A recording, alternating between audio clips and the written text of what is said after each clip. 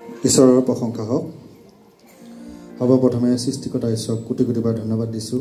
লগতে আমাৰ মহান গুৰুজনা আৰু গুৰুমাৰ শ্ৰীচৰণত মই সেৱা জনাইছোঁ।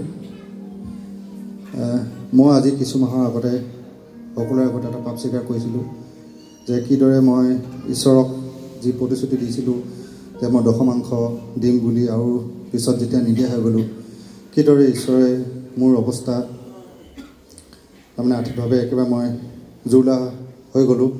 মোৰ বহুত ধাৰ লাগি গ'ল আৰু ক্ৰমান্বয়ে মই ডিপ্ৰেশ্যনত ভুগিবলৈ লৈছিলোঁ।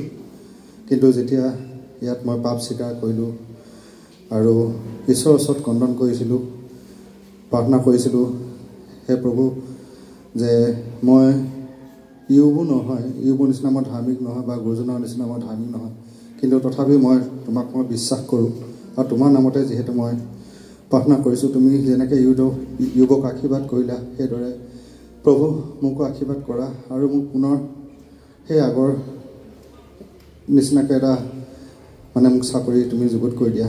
আৰু প্ৰায় ৰাতি মই সাৰ পালে এনেকৈ মই প্ৰাৰ্থনা কৰোঁ আৰু ঈশ্বৰে মোক কেতিয়া আশীৰ্বাদ কৰাৰ ফলত মই এটা ডিব্ৰুগড়ত এটা সেই ঠিক আগৰ নিচিনাকৈ এটা চাকৰি মই পুনৰ ঘূৰাই পালোঁ।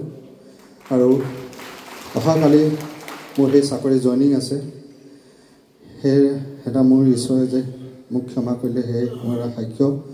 আৰু ইয়াতে মই আৰু এটা সাক্ষ্য আছিলে, যোৱা দেওবাৰে যিদৰে ইয়াত পিতাই কৈছিলে যে ইয়াত নাচ গান কৰিলে আজি মানুহবোৰ সুস্থ হ'ব, কাৰোবাৰ যদি কঁকাল বিষ আছে কিবা আছে সেইবোৰ সকলো সুস্থ হ'ব।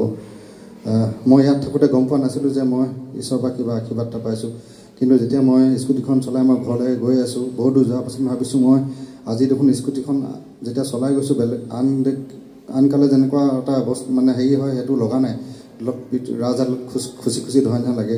তেতিয়াই মই মোৰ মন লাগিলে আজি তাত নচাৰ কাৰণে ময়ো সুস্থ হৈ আহিলোঁ। আৰু ইয়াতে মই পিতাৰ কথা এটা তেওঁৰ বিষয়ে এটা সাক্ষ্য এটা দিব বিচাৰিছোঁ।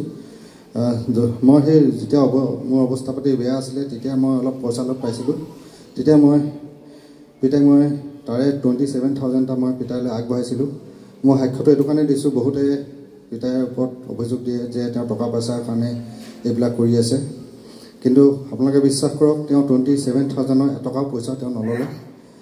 তেওঁ কেৱল ক'লে মই চুলোঁ, হ'ব তই এতিয়া দিব নালাগে, পিছত যেতিয়া অৱস্থা ভাল হ'ব তেতিয়া তই দিবি।